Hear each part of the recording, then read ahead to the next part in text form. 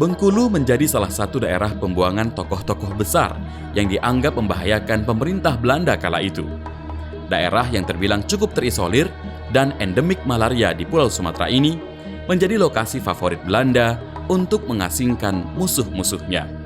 Puluhan tahun sebelum Insinyur Soekarno diasingkan di Bengkulu, Sentot Ali Basya, Panglima Perang termuda Pangeran Diponegoro, terlebih dahulu diasingkan hingga wafat.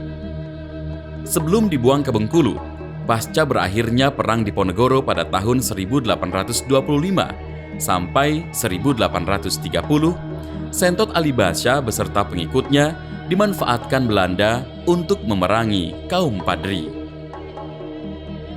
Namun, karena dicurigai memiliki rasa keberpihakan pada kaum Padri, Sentot Ali Basya ditangkap dan akhirnya diasingkan Belanda ke Bengkulu.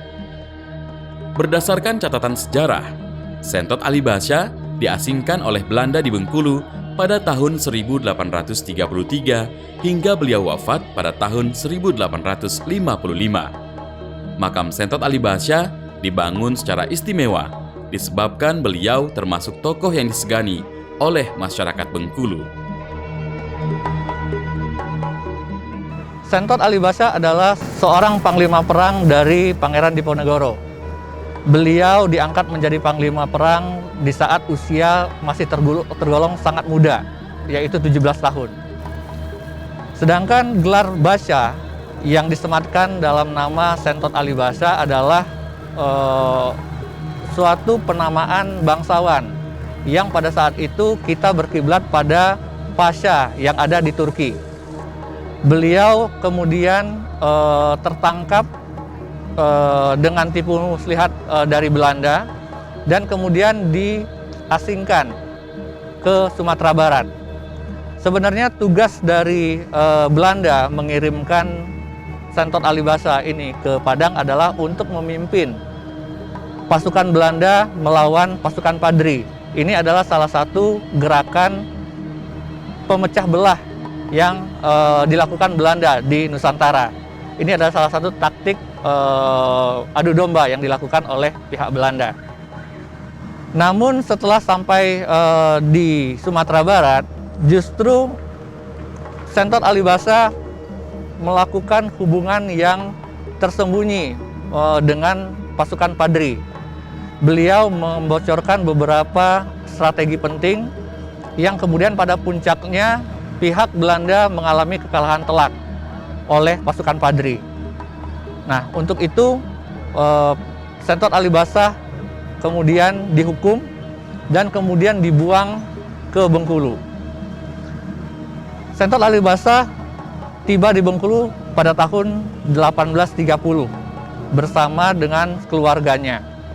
Di sini Belanda benar-benar memotong semua hubungan Sentot Ali Basya ke dunia luar, terhadap pasukannya, terhadap saudara-saudaranya, semuanya diputuskan. Dan sampai akhirnya beliau meninggal pada tahun 1855. Dan sekarang kita bisa mengunjungi makam beliau di Kelurahan Bajak di Kota Bengkulu. Di sana sudah ada makam yang diperindah oleh pemerintah Provinsi Bengkulu dan merupakan cagar budaya yang ada di Provinsi Bengkulu untuk dapat kita kunjungi. Makam Sentot terletak di Kelurahan Bajak, Kecamatan Teluk Segara, Bengkulu. Bangunan makam Sentot Ali Basya terletak di kompleks pemakaman umum yang dikelilingi pagar tembok dan berpintu besi.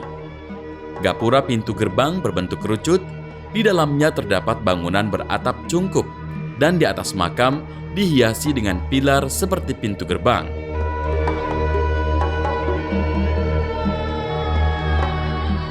Terdapat ruang terbuka untuk peziarah. Untuk masuk ke cungkup, harus melalui pintu gerbang utama yang memiliki anak tangga dan terdapat pipi tangga. Bangunan cungkup berbentuk seperti tabot.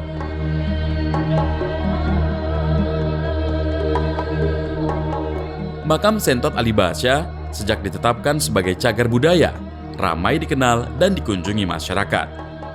Dan saat ini dijadikan sebagai salah satu objek wisata religi di Kota Bengkulu. Peziarah datang bukan hanya dari masyarakat Bengkulu saja, tetapi juga berasal dari luar Provinsi Bengkulu.